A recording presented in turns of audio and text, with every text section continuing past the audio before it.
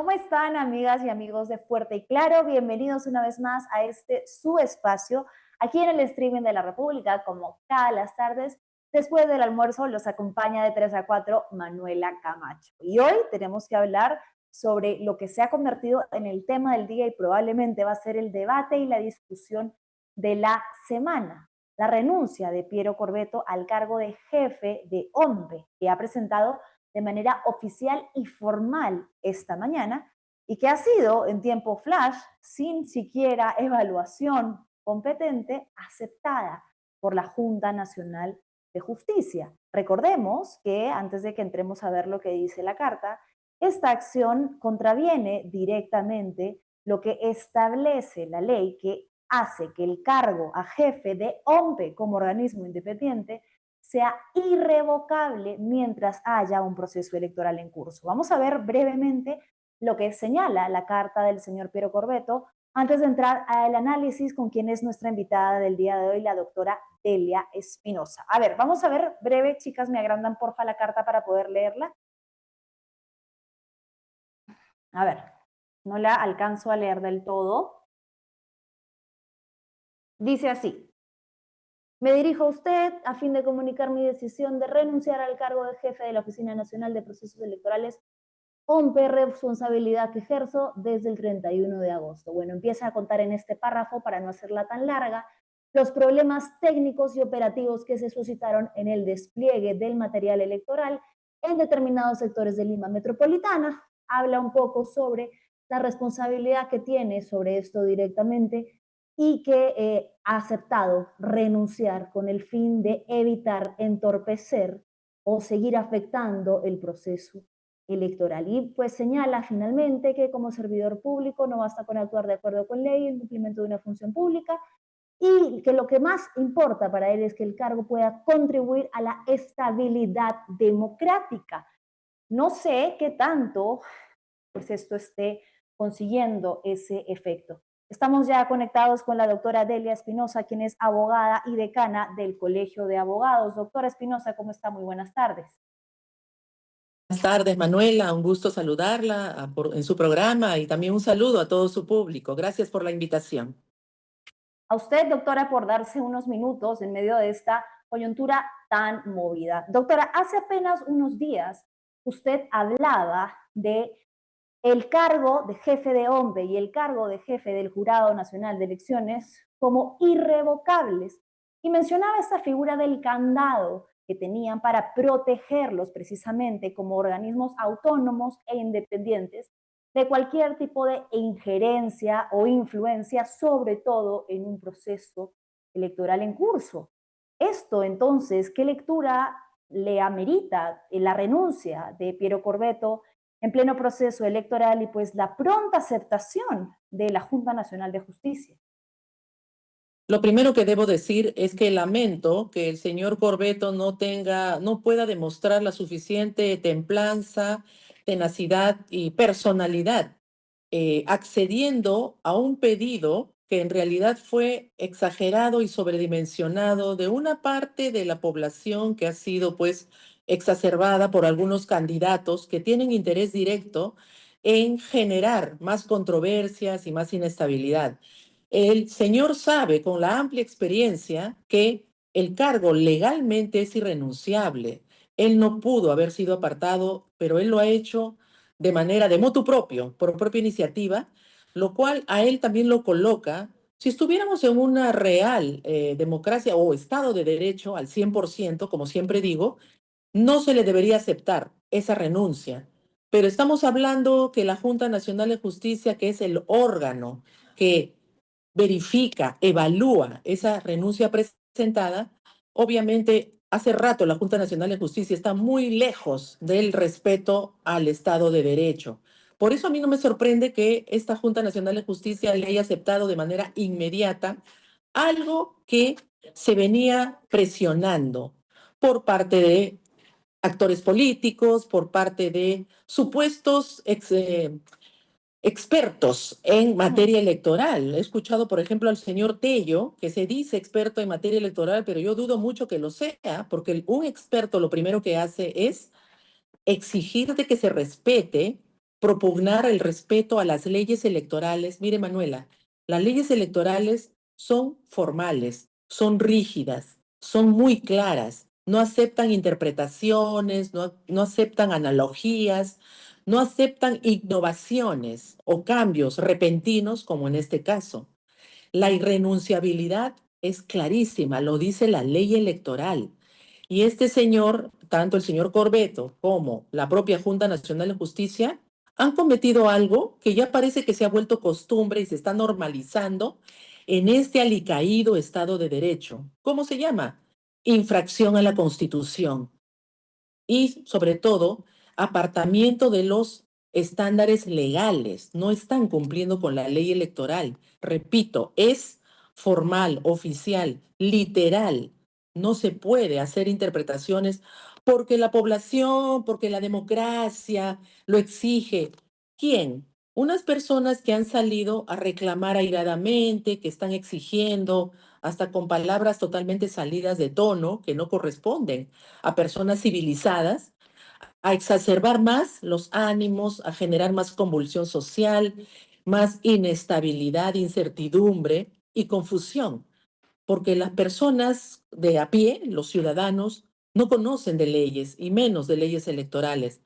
Por eso es una irresponsabilidad que están cometiendo ciertos candidatos, ciertos abogados y también una prensa, sí, un sector de la prensa que se presta a esta exacerbación y a este sobredimensionamiento de una supuesta crisis de fraude. No hay Claro. evidencias de fraude, no hay pruebas. Y lo que sí hay, irregularidades, ya se iniciaron investigaciones, ya se sabrán los resultados de esas investigaciones. Eso no afecta, no entorpece ni obstaculiza el proceso electoral. Los órganos electorales están protegidos por la ley para que no haya precisamente lo que se ha dado hoy día. El señor Corbeto se ha dejado amedrentar porque no hay otra explicación, porque la Junta Nacional de Justicia, si él no renunciaba, lo iba a suspender. La Junta Sí. Nacional de Justicia hace rato está coleccionando infracciones constitucionales. Y esta es una más, ¿no? Ahí quería Totalmente vulneración de la ley. detenerme con Sí. usted, doctora Espinosa, para Ujú. que analicemos cuál ha sido Ujú. el actuar de la Junta desde el inicio, ¿no? Porque ni bien habían pasado solo unas horas de la jornada electoral, apenas con algunos reportes difusos de lo que estaba sucediendo en materia de retrasos, ya la Junta saca un comunicado firmado única y exclusivamente por la doctora María Teresa Cabrera, no con todos los demás miembros de la Junta, en el que anticipa una postura que era evidentemente en contra del señor Corbeto, ¿no?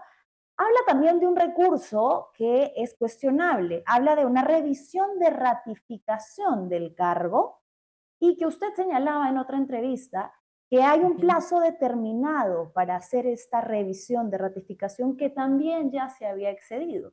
Entonces la Junta desde un primer Exacto. inicio empieza como a buscar o deja en evidencia que está buscando argucias legales o situaciones a través de las que pudiera argumentar una lectura que es evidente que querían hacer desde el principio, la suspensión o la separación del señor Corbeto, y luego, finalmente, pues en una acción muy rápida, ¿no? Casi casi que inmediata, acepta sin siquiera una evaluación previa la renuncia del señor Corbeto, siendo que contraviene directamente la ley electoral. Exactamente, Manuela. Lo que sucede, miren, yo como decana, y lo quiero enfatizar, como decana del gremio de abogados de Lima y también como presidenta de la Junta de Decanos de los Colegios de Abogados del Perú, nosotros tenemos que dar el ejemplo de acatamiento, de respeto a la ley y a la Constitución. Se puede discrepar, pero para eso existen mecanismos legales. Pero lo que no se puede hacer es vulnerar procedimientos, vulnerar la propia ley electoral, como en este caso, y por eso todas las intervenciones que mi persona está teniendo en esta materia es estrictamente apegado a la ley, como siempre en todos los cargos que yo he ocupado. Ahora bien, efectivamente, la Junta Nacional de Justicia ya ha dado muestras, y no solamente en este caso, en casos anteriores y actualmente incluso, ya podemos conversar en otro espacio sobre la persecución incluso a jueces que están aplicando el control difuso. Por eso no nos como Caruana. sorprende que la Junta, sí, como el doctor Carguancho, por eso no nos sorprende, Manuela, que, como bien usted lo está refiriendo, que haya inmediatamente reaccionado de oficio, es decir, por propia iniciativa, de generar una pretendida revisión del proceso de ratificación del señor Corbeto, que ya pasó hace más de 2 años. Ya transcurrió el tiempo más que suficiente en el que no se puede revisar, no se puede retrotraer o retroceder. Por eso, lo que ellos han hecho es buscar mecanismos, forzar y ver de qué manera se pueden librar o pueden sacar al señor Corbeto. Lamentablemente, y debo reiterar que el señor se ha dejado manipular o se ha dejado maniatar, se ha dejado amedrentar, porque es preferible que la Junta Nacional de Justicia demuestre en su momento, como lo ha hecho con otras personas, incluso conmigo, que no nos hemos sometido al miedo y que termine suspendiendo o que termine destituyendo totalmente de manera inconstitucional. Es Ujú. mejor morir de pie que agacharse, que claudicar en nuestras convicciones democráticas de respeto a la institucionalidad y al Estado de Derecho. Es preferible así. Y hasta la población podría reconocer que hay allí un buen técnico o un buen funcionario público o un magistrado. Pero el Señor nos ha decepcionado totalmente y yo creo que eso ha facilitado y ha reforzado la idea que ya generó un nefasto precedente, Manuela. En Sí, próximas elecciones, ¿qué va a pasar a fin de año con las elecciones regionales y municipales?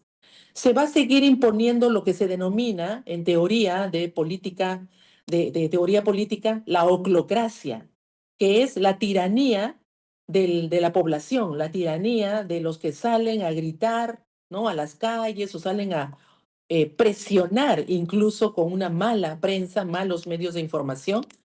Y esa es la oclocracia, que es el gobierno de la muchedumbre, no de la correcto. democracia, no de las normas, no de los procedimientos legales, no del orden que debe existir con respeto a las reglas de juego que ya están establecidas. Por eso la Junta Nacional de Justicia, una vez más, ha ratificado que no está del lado del Estado de Derecho, no está del lado de la democracia. Es un operador político, ya lo está demostrando abiertamente, porque no ha revisado y no ha rechazado lo que debió rechazar. Y eso, cuando se retorne a un verdadero Estado de Derecho, que yo espero sea pronto, la Junta Nacional de Justicia tiene que dar muchas respuestas y tiene que rendir cuentas por todo lo que está permitiendo y todo lo que está actuando, como en este caso, para someter a un alto funcionario electoral que no es un cargo político. Y algo más, si es un cargo irrenunciable, recordemos que también son cargos irrenunciables los de los congresistas, Manuela. ¿Y a dónde va mi reflexión? Si hay un rechazo de la población, como en este caso tantos han salido a decir, ¿por qué cuando han pasado el 90 y tantos % de rechazo de la población, el Congreso actual, por qué no han renunciado? ¿Por qué nadie ha salido a decirles renuncien? Porque son cargos irrenunciables, ¿verdad? Claro. Ahí sí hay que observar la norma, la constitución, son irrenunciables. No, no pueden renunciar los congresistas, por más que estén totalmente desprestigiados y le hayan dado la espalda al pueblo. Correcto. Pero en este caso, sí. ¿Por qué? Porque hay unos cuantos con intereses políticos que están allí forzando la figura y bueno, y el señor se ha sometido, lo cual es, repito, lamentable. Sí, correcto. Yo creo que coincido con usted cuando la escuchaba hablar en otra entrevista, en que no es una defensa hacia la persona, sino hacia la institucionalidad. Podemos estar de acuerdo en que ciertamente hay irregularidades que estaban y seguirán cursando un proceso administrativo e incluso penal, pero que la ley es la ley y el problema, y me preocupa, señora Espinosa, es a lo que esto nos pueda, doctora Espinosa, lo que esto nos pueda derivar, ¿no? La anarquía. Si no se cree en la ley, si la ley no importa, si es meramente interpretativa, Entonces, ¿qué va a pasar mañana? Ya hay un antecedente como lo que hicieron, por ejemplo, con usted, que usted llamó con una palabra clara, que era la persecución política con intereses y fines políticos, y nuevamente vemos que ciertos grupos políticos tienen el poder de ejercer manipulación sobre las instituciones. Las instituciones, entonces, ¿para qué están? ¿Para qué sirven? ¿A quién protegen? ¿Qué puertas cree usted que puede abrir esto a futuro? En realidad, Manuela, las puertas ya se abrieron hace 5 años. Recordemos que en el año 2021 también hubieron eh, insistentes afirmaciones de De fraude. fraude. Se hicieron todas las investigaciones, vinieron incluso observadores internacionales, organismos muy respetables, para que puedan ser también ellos testigos de cómo se llevaba nuestro proceso electoral. Nunca se demostró nada, nunca. Lamentablemente, ciertos actores políticos o agrupaciones políticas han seguido con esa narrativa, con esa afirmación totalmente tendenciosa y que no trae pacificación, que no trae armonía, trae desasosiego, incertidumbre y sobre todo, ¿sabe qué, Manuela? Trae enfrentamiento entre peruanos. Claro. No parece, yo estoy segura que hay gente que vive del enfrentamiento entre peruanos.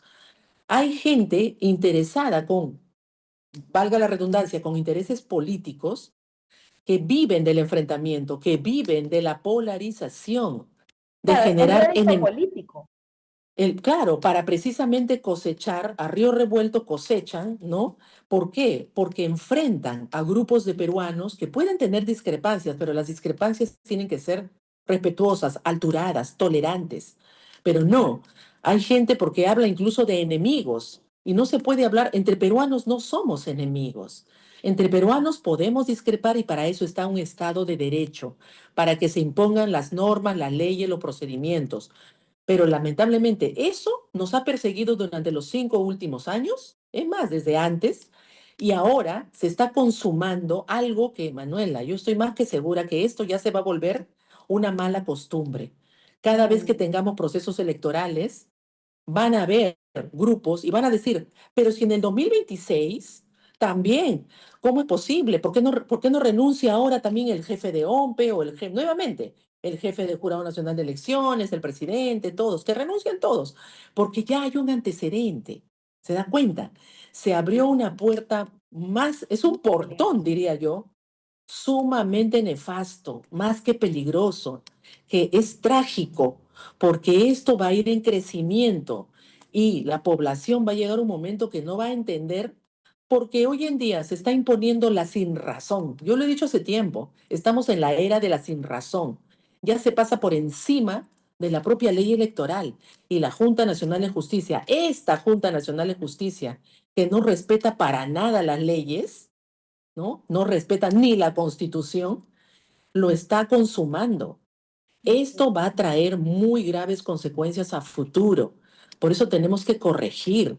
Yo sería de la idea en este momento llamar al señor Piero Corbeto, lo llamo públicamente, retire su renuncia. ¿Por qué? Porque ¿Puede también va hacerlo a tener después que de que ya fue responder. aceptada?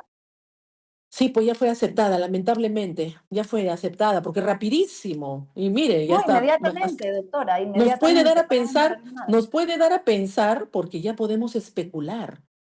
Es que nos invitan a especular de que de pronto le han dicho, bueno, o renuncias o te vamos a suspender. De repente, digo, de Sí. repente, no se sabe, Doctora, pero está sobre mal, eso, pues. preciso, Ujú, quería hacerle una ujú, pregunta, ahora que hablamos de antecedentes. Se escuchan a muchos especialistas ahora en medios ujú. de comunicación que quieren personas que hagan eco de lo que la población o gran parte de la población quiere escuchar. Estos especialistas hablan de un antecedente del señor Adolfo Castillo, quien era jefe de OMPE en el 2017 y que en julio del 2018 se le acusó de haber favorecido la inscripción de un partido político, de Podemos Perú. Se le abrió un proceso disciplinario y se le suspendió en el 2018. Luego de eso, él presentó renuncia en el 2019, pero ya estaba suspendido del cargo y ya había alguien que estaba ocupando sus labores de manera interina. ¿Hay una diferencia con lo que está sucediendo en este momento con el señor Piero Corbeto y el antecedente que muchos especialistas, entre comillas, quieren usar para decir que es algo normal, natural y que ya había pasado antes? No, porque, a ver, veamos bien las fechas. En la época del señor Castillo que usted menciona, ¿estaba en curso un proceso electoral? No. No, no había. Esa es la diferencia. Eso es lo que se tiene que observar en principio, porque lo que se está tutelando, y como muy bien usted lo dijo, Manuela, no es a la persona, es el cargo que debe ser cuidado, resguardado, respetado, porque lo que se quiere es garantizar de que ese funcionario no sea amenazado, presionado, manipulado durante el proceso electoral, que es muy, muy sensible. El proceso electoral es muy delicado. Allí es donde no se puede intervenir con ningún tipo de maniobra, como ahora lo está haciendo la Junta Nacional de Justicia. Ese caso anterior es en otro contexto, cuando no estaba dentro de un proceso electoral. Allí En sí, curso. ahí se puede incluso hasta renunciar si es posible. Sí, eso no es problema, pero que no se afecte lo que la ley ha querido cautelar, lo que la ley ha querido proteger, el proceso electoral. Acá nadie Ujú. está abogando por el señor Corbeto, para nada. Que siga su No, proceso penal, que siga su proceso administrativo. Tendrá que responder por lo que le corresponde presuntamente, pero eso no da pie, no es razón para que se altere el proceso electoral vulnerando abiertamente una norma que está allí clarísimamente redactada. Ujú. correcto. Doctora, quería preguntarle también por la injerencia que ha tenido la Fiscalía de la Nación a cargo ahora del señor Tomás Gálvez. No sé si pudiera usted explicarnos si el Ministerio Público puede tener una opinión tan abierta cuando se supone que hay un tema de neutralidad electoral de los organismos. Cuando el señor Tomás Saladino Gálvez ya ha abiertamente dicho que él sugeriría, ¿no?, la destitución del señor Corbeto o la renuncia del señor Corbeto, incluso adelantando que el Ministerio Público tiene información sobre una posible detención. ¿Hasta qué punto la Fiscalía puede tener una voz en un proceso tan delicado como este? Definitivamente, por eso he dicho, la era de la sinrazón y sobre todo, pues, de que ya lo que es el Estado de Derecho y el respeto, por ejemplo, a las reglas de neutralidad, ya no se respetan por algunos sujetos. Lamentablemente, el señor tiene una incontinencia verbal que no puede sostener, que no puede controlar, porque hizo muy mal, pésimamente, en actuar como si fuera un interesado político. Un magistrado, Manuela, un magistrado tiene que ser prudente, tiene que ser muy mesurado, muy, ¿no? Como siempre digo, actuar con inteligencia emocional. No puede expresar sus posiciones particulares, sus posturas políticas individuales, porque eso es un pésimo reflejo y una pésima imagen que desprestigia, sobre todo siendo la más alta autoridad de un organismo constitucionalmente autónomo y que tiene la dirección de una cantidad de fiscales, entre cuyos grupos está también Anticorrupción, que ya inició una serie de investigaciones y tiene que mantener objetividad, neutralidad y llevar adelante las investigaciones cumpliendo con la ley, ¿no? Con los procedimientos penales. En ese sentido, debería sí más bien preocuparse o dar cuenta de cómo actuaron los fiscales de prevención. Yo lo he dicho en varias entrevistas. Los fiscales de prevención, hasta qué punto sí cumplieron o no cumplieron con su labor antes del 12 de abril, porque siempre los fiscales de prevención se han asegurado en todo el Perú de que los materiales estén ya almacenados en cada local de votación a puerta cerrada y con resguardo de las Fuerzas Armadas, con los materiales desde el viernes anterior.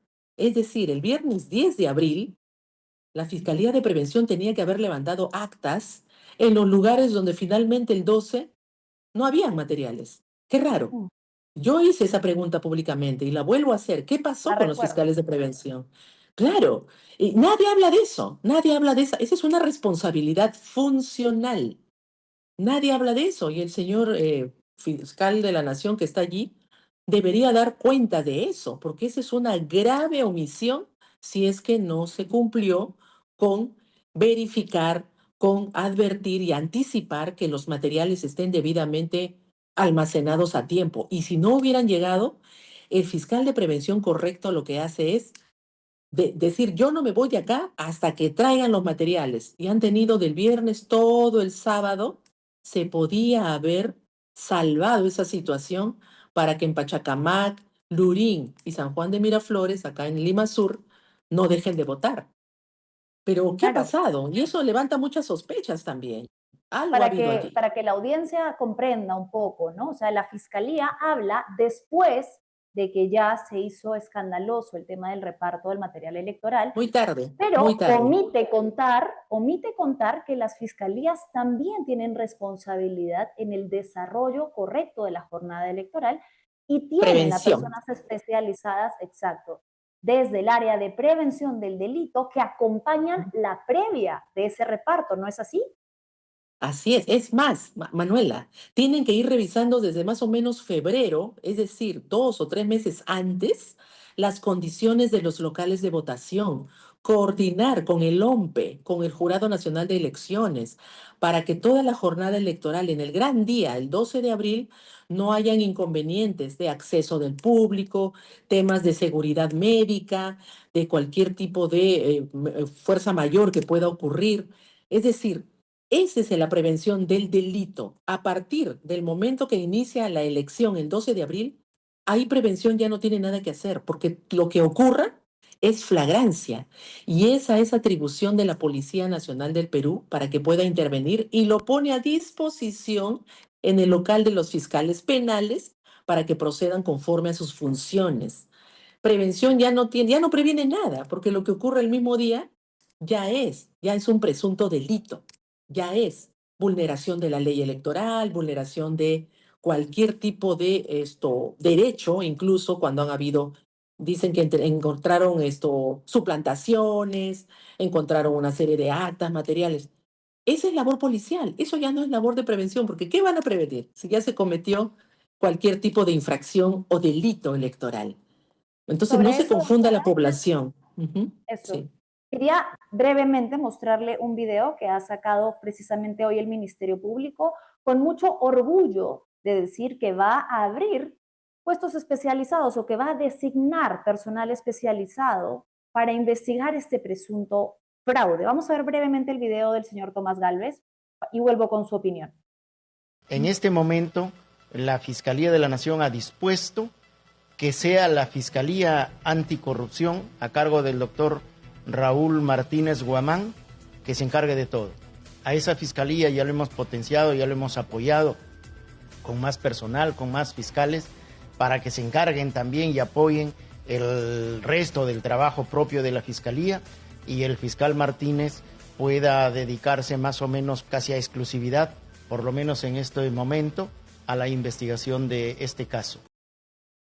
Hace poco la Fiscalía hablaba de recortes presupuestales y sin embargo ahorita está diciendo que va a designar y a potenciar recursos para investigar nuevamente un presunto fraude del que hay irregularidades que ya están siendo investigadas.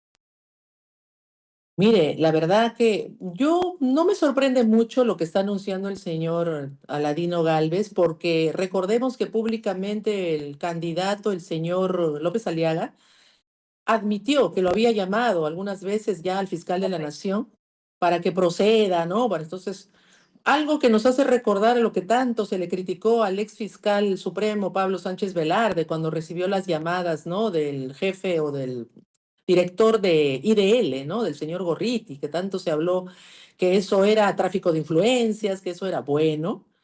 ¿Por qué también no se investiga eso por parte de la Junta Nacional de Justicia? Esas llamadas de un político, de un candidato al señor fiscal de la Nación. Eso no es normal. Eso no Claro. es normal. En No es todo debido caso, lo que tiene que proceso en hacer todo caso.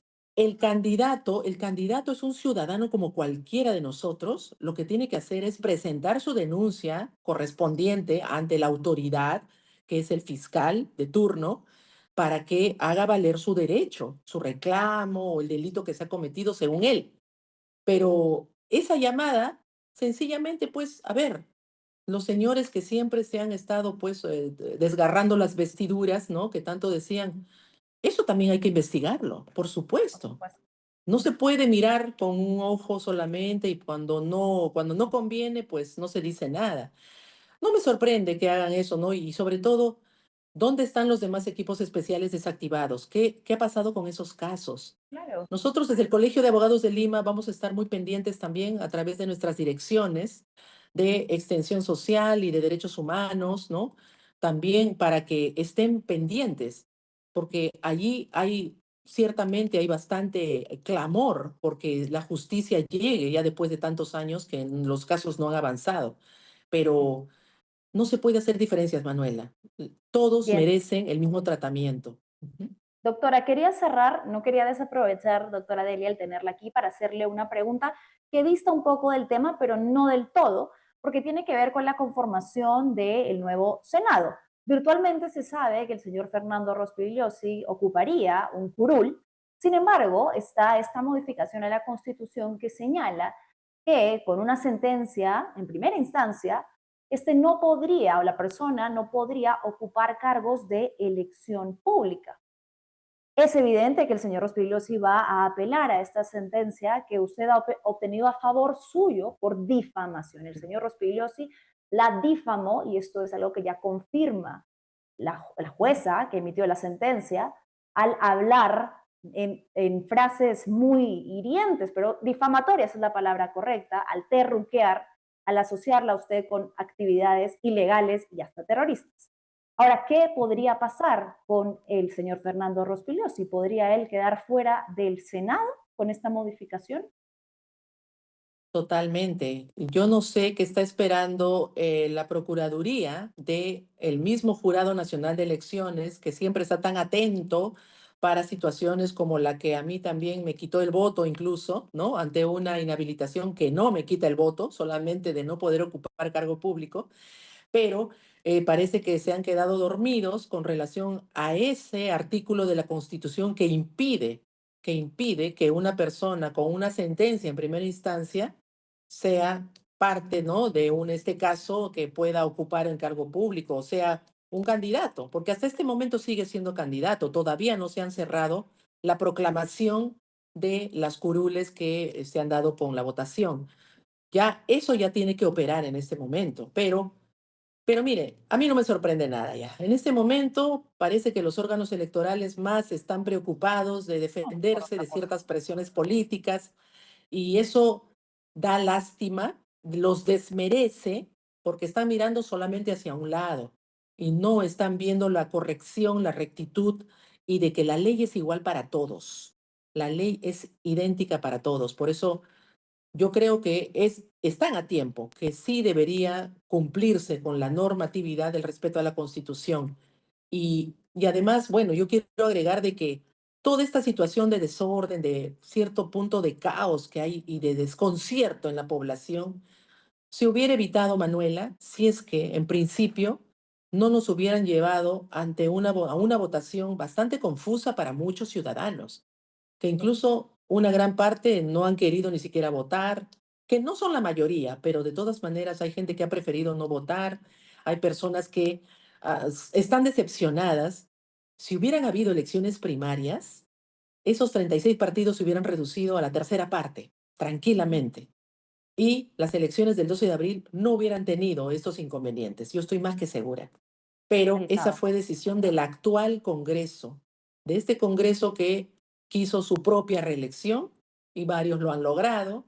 Bueno, eso es la democracia, pero lo han hecho sin consultar a la población y una bicameralidad que nadie aceptó. Que Todo se rechazó eso el referéndum. trae, exacto, todo eso pues trae precisamente desconfianza, trae más y más enfrentamiento, porque los señores de los partidos políticos saben que tienen sus seguidores y no les importa a veces a algunos, ¿no? Que haya este tipo de controversias, de falta de armonía, de falta de comprensión entre los mismos peruanos.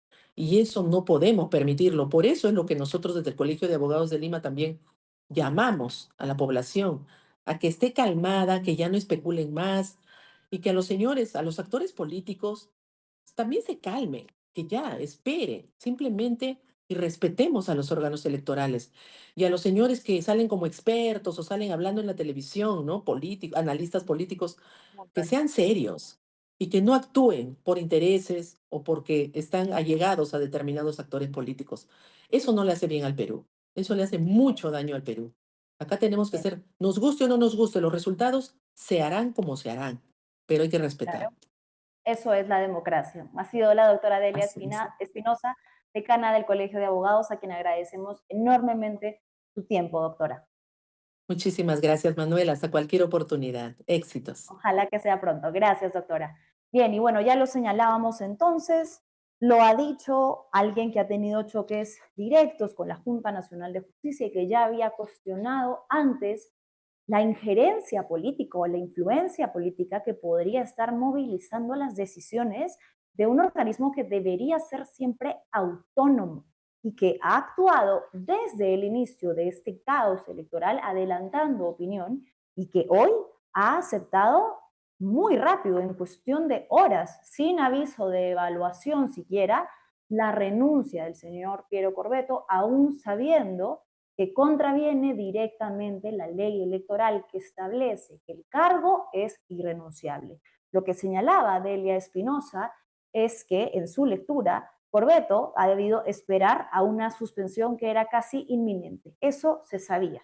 Ya la doctora María Teresa Cabrera, presidenta de la Junta, había adelantado esta posición y se sabía que era muy posible que suspendan a Corbeto, pero lo que señalaba Delia es que ha debido esperar a que eso suceda antes de presentar la renuncia. Nos ha llegado información en vivo mientras que estábamos en la entrevista con el desarrollo del programa y es que Piero Corbeto llegó esta tarde hasta la Fiscalía Anticorrupción para la entrega de su pasaporte.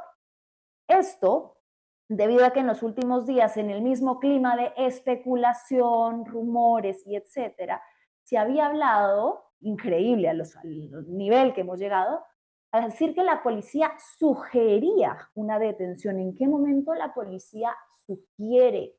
¿En qué momento esto forma parte de las instancias, de las responsabilidades, de los deberes de la policía sugerir? Bueno, sugería una detención entonces del señor Piero Corbeto, apelando pues a que presuntamente podría fugar del país. El señor Corbeto dijo que ponía a disposición el levantamiento de sus comunicaciones e incluso entonces la entrega de su pasaporte que ha hecho ya efectiva, allanándose a los procesos que le van a seguir. ¿Qué va a pasar ahora? Bueno, ha presentado la renuncia, la Junta la ha aceptado, y quien va a aceptar el cargo, tengo por aquí ya el nombre, es el señor Bernardo Pachas, quien es gerente general de OMPE, que asume de manera interina por ser el segundo al mando y quien probablemente va a estar a cargo de la segunda vuelta electoral para la que no falta casi nada. Bueno, pero en esta misma línea en la que estamos hablando de organismos, no solo electorales, sino institucionales y que conforman las diversas instancias del Estado, hoy vamos a hablar sobre el informe de derechos humanos que ha presentado Amnistía Internacional, que lo hace de manera periódica. Tenemos conectada a Jenny Dador, quien es la directora de Amnistía, con quien voy a hablar un poco sobre los hallazgos que ha arrojado este informe. Jenny, ¿cómo estás? Muy buenas tardes. Hola Manuela, buenas tardes. Muchas gracias por estar aquí con nosotros. Hablemos un poco sobre el informe que abarca desde el periodo de enero 2025 hasta marzo 2026. Jenny, en uno de los hallazgos que yo pude leer en el informe, se hablaba algo sobre la pérdida de la independencia de entidades que deberían representar el acceso a la justicia para los ciudadanos, hablando del Ministerio Público, del Tribunal Constitucional, de la Defensoría del Pueblo y entre esos la Junta Nacional de Justicia que hoy nuevamente vemos está actuando o aceptando pues hechos que contravienen directamente la ley. Sí, el informe y la tendencia que encontramos en el Perú un poco también refleja la tendencia regional y las tendencias globales, ¿no? Que tienen que ver con la consolidación de prácticas autoritarias. Y dentro de estas prácticas autoritarias y cierre del espacio cívico también está el debilitamiento de las instituciones y la cooptación, ¿no? La falta de independencia de estos órganos, ya sea por sus propios procesos de elección, en la forma en que se ha diseñado, digamos, la institucionalidad democrática o el edificio o la arquitectura, como quieras llamarla, para elegir a sus miembros, ¿no? Y luego por la actuación y las decisiones que van tomando, pero sobre todo por los procesos que realizan, ¿no? Este es el caso de la Junta Nacional de Justicia, que además tiene un rol muy importante, ¿no? Nosotros durante muchos años hemos tratado de defender la independencia y la autonomía de este órgano porque al final tiene que ver, ¿no es cierto?, con la elección de los jueces, fiscales, ratificaciones, ¿no? De estas, justamente de todo lo que es el aparato de administración de justicia y la posibilidad de la ciudadanía de acceder a la justicia, pero también con los aparatos, con el órgano electoral, ¿no? E indirectamente también cuando elige jueces, igual también a los representantes que luego van a ir al Jurado Nacional de Elecciones, ¿no? Entonces tiene un papel importantísimo, sin embargo, hemos notado, ¿no?, que su independencia no está garantizada o digamos la imparcialidad no ofrece todas las garantías que quisiéramos en un orden democrático, ¿no? Y de derechos para la ciudadanía, que espera también rendición de cuentas y que espera además la resolución de los conflictos siempre en base o en el marco de los derechos humanos. Claro. Hay una frase demoledora en el informe, Yanni, que es, se consolida una deriva autoritaria en el Perú con el debilitamiento del Estado de Derecho y de las garantías de acceso a la justicia. ¿De qué hablamos cuando referimos Estado de Derecho y cuáles son los elementos que llevan a Amnistía a determinar, a concluir una deriva autoritaria y un Estado de Derecho absolutamente debilitado? Yo le pondría pues incluso con mayor gravedad ausente. Sí, en este caso podemos tomar como referencia la Carta Democrática de Lima, ¿no es cierto? Y pensar en uno de los elementos importantísimos del Estado de Derecho y tiene que ver justamente con la separación de poderes y la autonomía de estos poderes, ¿no? El famoso check and balance, los distintos poderes Ujú. del Estado.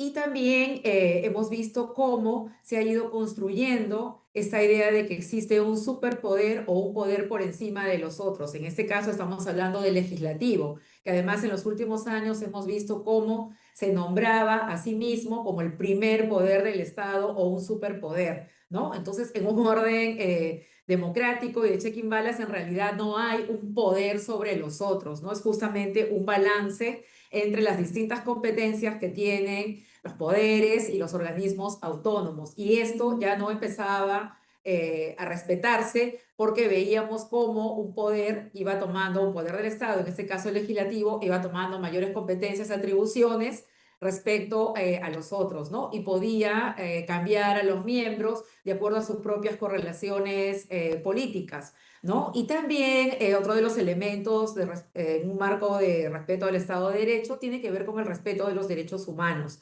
¿no? Y en el caso del Perú y esta deriva autoritaria de la cual se habla o prácticas autoritarias, tienen que ver además con cada vez mayores restricciones para lo que es el derecho a la protesta y lo que es también el derecho a la disidencia y las libertades, ¿no? La libertad de expresión, la libertad de prensa, la libertad de información, la libertad de asociación, con estas leyes que se cambiaron para los marcos regulatorios de las organizaciones de la sociedad civil que reciben cooperación. Y un artículo específico que además considera o prohíbe, ¿no?, o considera una infracción grave cuando las organizaciones de la sociedad civil reciben recursos de la cooperación y los ocupan para la defensa de las víctimas de violaciones a derechos humanos, o sea, cuando litigas contra el Estado. Entonces, todo esto restringe las posibilidades de acceder a justicia y lo que hace al final es consagrar la impunidad, ¿no? Y si le sumas Claro, la ley de amnistía que se aprobó, entonces pues tienes un Estado que no rinde cuentas, ¿no? pero creo que hay varios ejes de los hallazgos que se van como agrupando y justo este que tú mencionabas, ¿no? La criminalización del litigio en materia de derechos humanos, que hace que parece que estuviésemos en un mundo al revés, en el que el Estado no defiende a las víctimas de crímenes de derechos humanos, pero además prohíbe que organizaciones sin fines de lucro o asociaciones las defiendan, las deja a la deriva. Y no solo eso, a eso se sumaba lo que el informe menciona como retrocesos incluso en materia legislativa, como la aprobación desde el Congreso de reformas regresivas que le dan beneficios de amnistías a Fuerzas Armadas y policiales. En materia de derechos humanos, Jenny, lo que nos arroja el informe sobre este punto específico es bastante grave. Así es, y lo más triste, Manuela, es que también estamos hablando de Perú, pero también estamos hablando en el informe global de amnistía, que pueden descargarlo también, no solo en el de Perú, podemos encontrar cómo estos se están convirtiendo en realidad en tendencias en la región y tendencias en realidad en el mundo mundial, como decimos, ¿no? En el globo. Entonces, la preocupación es muy grande para nosotras, pero también por otro lado vemos cómo cada vez más, o sea, a pesar de la criminalización de la protesta y de la persecución a los miembros de prensa, no podemos olvidar también que el año 25 ha sido considerado por la Asociación Nacional de Prensa, de Periodistas, perdón, ¿no? La ANP, como uno de los años más letales para los hombres y las mujeres de prensa. Hemos tenido el asesinato de 4 periodistas, ¿no? Y más de 400 episodios o hechos, digamos, actos de persecución a periodistas, ¿no? Entonces son situaciones sumamente graves y quienes somos activistas de los derechos humanos, como el caso de Amnistía, que en realidad somos un movimiento global y está configurado por un montón de activistas, entonces siempre decimos a nosotros mismos, hemos resistido durante todo este tiempo, estamos resistiendo, vamos a resistir, pero también sabemos que se está escribiendo una historia y los activistas no queremos dejar de ser parte. Pensamos que tenemos la posibilidad de actuar para cambiar esta historia, ¿no? Hay muchas fuerzas en este momento opuestas al discurso de los derechos humanos o a la realidad de los derechos humanos. Hemos visto ataques a la Corte Interamericana de Derechos Humanos, cuando se dice que se va a salir de la Corte, que no vamos a tener esos derechos, o a la Corte Penal Internacional incluso, y a los organismos en general multilaterales, que en los últimos 80 años nos han dado siquiera una garantía adicional de derechos. Pero a pesar de todos estos ataques, si no defendemos eso que tenemos, lo que se nos ofrece ahora no será digamos, está por debajo incluso de esto que teníamos, que no era perfecto, ¿no? Y más bien es un orden más caótico, anárquico, patriarcal, ¿no? Racista, con mucha discriminación, xenofobia, ese odio hacia los migrantes y hacia todas las disidencias. Entonces, no es, digamos, un mejor orden el que se ofrece, ¿no? Aunque se vende, sí, como que esto va a ser mejor que los acuerdos multilaterales. Bien, y hay un apartado que es también muy preocupante, que refleja la situación crítica que atraviesan las niñas, adolescentes y mujeres en el Perú. Voy a leer solo algunas de las cifras que arroja este estudio de Amnistía y luego las conversamos. 135 feminicidios en el 2025, más de 30.000 casos de violencia sexual, más de 13.000 violaciones, un aumento del porcentaje de mujeres desaparecidas, 12.000 mujeres, niñas y adolescentes desaparecidas, que hacen que ese porcentaje aumente a 17%. 992 niñas de 14 años o menos obligadas a llevar a término un embarazo, evidentemente producto de una violación, y solo 8.2% de sobrevivientes de violencia sexual que accede a kits de emergencia. Entonces, es un cóctel de suma de violencias que atraviesan a las niñas, mujeres y adolescentes que no son defendidas, no son representadas tampoco por el Estado, que les impide acceder a educación sexual integral desde la educación, que luego criminaliza su búsqueda por métodos anticonceptivos o por siquiera información sobre este, que luego las abandona porque tenemos un sistema de justicia que tampoco acompaña los casos y que tampoco es garante de justicia para la mayoría de estas denuncias de violencia y que finalmente las criminaliza, obligando incluso a las niñas a parir. Leerlo es devastador porque nos refleja lo mal que nos encontramos, pero como tú decías hace solo instantes, que incluso lo poquito que habíamos avanzado ya no lo tenemos. Las bases, que no eran siquiera cimientos, ahora ni siquiera existen, están más que debilitadas, hemos retrocedido. ¿Qué significa? ¿En qué situación estamos las mujeres en el Perú?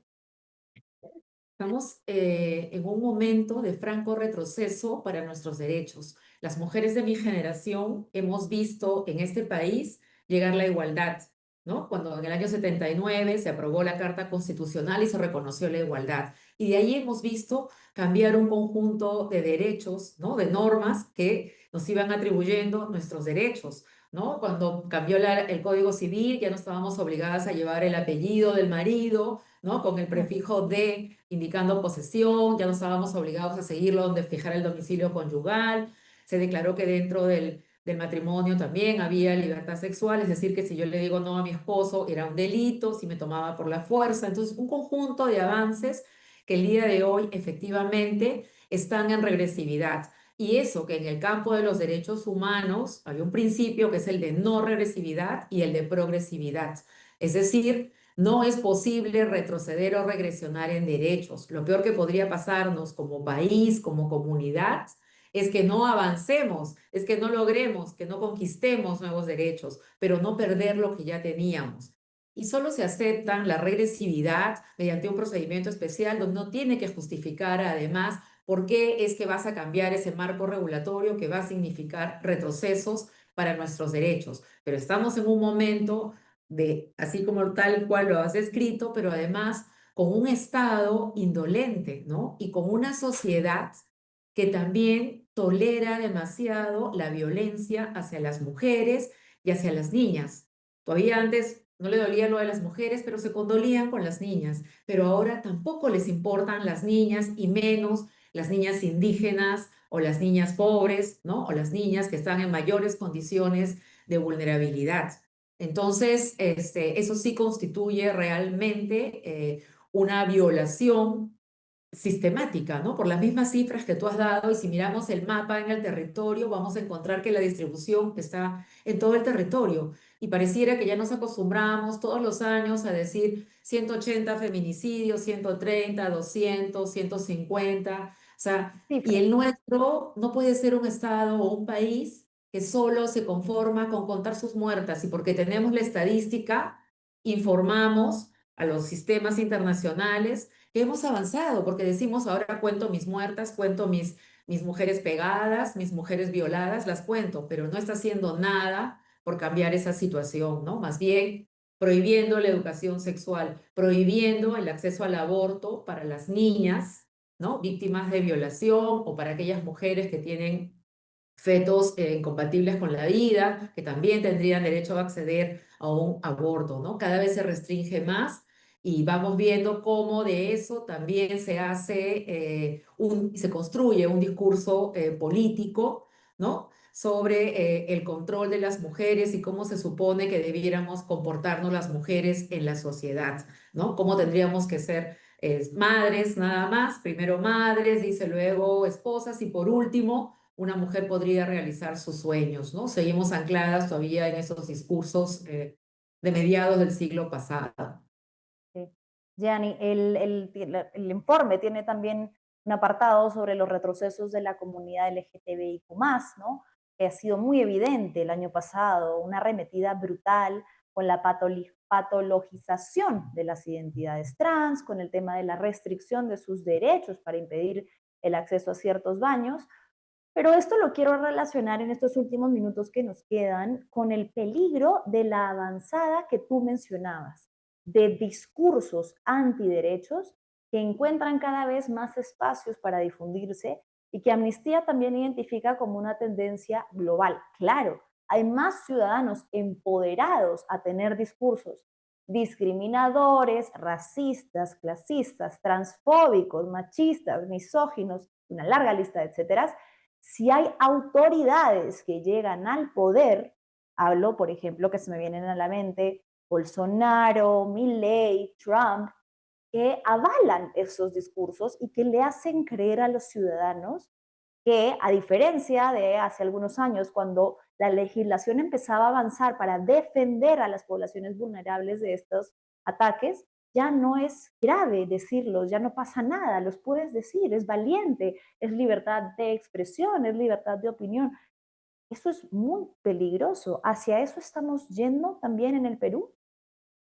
Así es, parece que el utilizar estos discursos, las personas que los usan más bien se creen más poderosos, ¿no? Como que les genera mayor poder. Sin embargo, yo creo que las ciudadanas y los ciudadanos debemos todos conocer y saber que este tipo de discursos constituyen delito, que no es libertad de opinión, libertad de expresión. Incluso cuando una autoridad o un personaje público o el líder de un partido político hace uso de este tipo de discursos que incitan a la violencia, al odio, a la violencia sexual, al racismo, al clasismo, ¿no? Están fuera de la protección de la libertad de expresión. Así también lo ha señalado el relator para la libertad de expresión de la Comisión Interamericana de Derechos Humanos. Y si uno es un personaje público, tienes una obligación mayor de no hacer uso de ese discurso, porque es distinto que lo diga la señora Juanita, ¿no? De la esquina de mi calle, que si yo solo escucho al Claro, líder de un partido político o a un presidente de la República. Y lo otro que también nos viene pasando, Manuela, y por eso creo que también estos discursos se van haciendo famosos y legitimando, es porque hemos visto a lo largo de este último año también muchos personajes públicos y altas total. autoridades que tienen o denuncias o procesos o sentencias por violación sexual, por acoso sexual, por violencia dentro de la familia, ¿no? Y por todos este tipo de delitos de violencia sexual. Incluso candidatos, ¿no? La cantidad de candidatos en esas elecciones que tenían también procesos o denuncias por violencia y vemos que no hay ninguna sanción social, ni tampoco una sanción desde el propio movimiento, partido político, por hacer un esfuerzo y decir, estas personas yo no las puedo llevar en mi lista. No, al contrario, se les deja en las posiciones más altas de poder, ¿no? Como ha ocurrido con la Junta Nacional de Justicia, la propia Presidencia de la República. Entonces, todo eso tiene impactos muy fuertes, obviamente, en la ciudadanía y aumenta la tolerancia hacia la violencia, porque como ciudadano común y silvestre, uno ve que a la autoridad no le pasa nada, dices, bueno, yo también lo puedo decir, acá no pasa Claro, nada. no Y siempre pasa nada. recordar también, Manuela, que el artículo 323 del Código Penal es el que prohíbe, ¿no? La discriminación y el uso de este tipo de discursos. Y también cuando se cometen delitos basados en esos discursos, también hay agravantes que se pueden aplicar desde el Código Penal. Y en el caso de la comunidad LGBTQ y más, tenemos también dos fallos de la Corte Interamericana donde el Perú ha sido encontrado responsable, ¿no? Internacionalmente de violar los derechos de estas personas. Entonces, tenemos sentencias que cumplir, que respetar. Y como país deberíamos ser más cuidadosos, ¿no? En llevar adelante el cumplimiento de estas sentencias y en mejorar las condiciones en la sociedad. Esto no se trata de privilegios, se trata de un conjunto de derechos que todos quisiéramos tener en la sociedad. No porque aquella persona tenga una identidad de género distinta, otro color o una orientación sexual distinta, no va a tener los derechos que están atribuidos en la Carta Constitucional para todas las personas, ¿no? Para todos por igual, para todas, todas por igual. Bien, ha sido Yanni Dador, directora de Amnistía. Te agradezco infinitamente los minutos, Yanni. Brevemente, porque estoy ya volando el tiempo, ciudadanos que quieran acceder a este informe lo pueden descargar, es abierto al público. Así este es el informe de Perú, ¿no? Y también el global están colgados en nuestra página web, que es www.amnistiaorg.pe. Lo pueden descargar, es chiquito, hemos hecho el esfuerzo de no escribir tanto para que sea fácilmente manejable y ustedes puedan revisarlo y mirar acá el 2025. Esto es lo que vivimos el 2025 y ponernos a pensar y actuar cómo queremos vivir el 2026, que no tengamos que escribir otro informe igual a este. Gracias, Manuela. A ti, Yanni, muchas gracias. Bien, voy cerrando entonces con los comentarios que tenemos de ustedes que nos acompañan cada tarde. A ver, los voy a leer. A ver, nos dice por acá, programador, ahora, ¿quién nos podrá salvar? O, ahora, ¿quién podrá ayudarnos? Dice Jorge, Manolita, pero si el cargo era irrenunciable de acuerdo a la ley, ¿quién va a organizar las elecciones de aquí en adelante? Bueno, el cargo pasa al segundo al mando, que es el gerente general, y ya se sabe que va a ser él quien lidere este proceso de segunda vuelta electoral, aunque todo es muy improvisado, porque como tú bien has dicho, contraviene la ley, entonces no ha sucedido antes en pleno proceso electoral. Vamos con el siguiente comentario.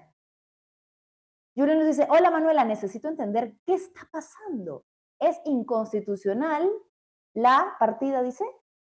De la salida de Corbeto, ¿no?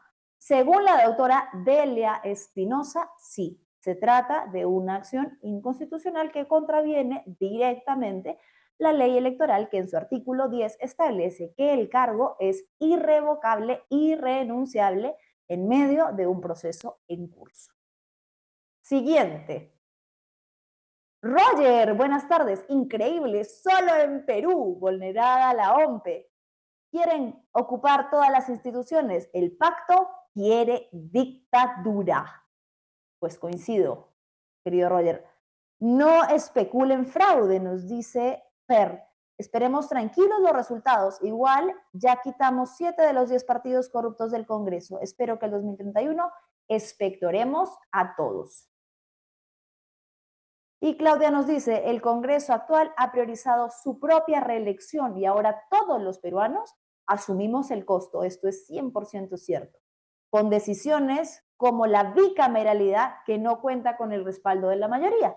Recordemos que ya en el 2018 se votó en referéndum por la bicameralidad que fue negada. ¿Pero qué dijo el Congreso? Mi ciela, ¿quién te preguntó? No me interesa, yo lo quiero, yo lo apruebo, como la mayoría de cosas que han hecho en los últimos tiempos. Bueno, cerramos este programa reiterando esta noticia, por si recién usted se está conectando, la renuncia de Piero Corbeto al cargo de jefe de la OMPE, que ya ha sido aceptada por la Junta Nacional de Justicia. Seguro mañana tendremos un poco más de luces sobre lo que va a pasar, así que no se pierda Fuerte y Claro. Chao, chao.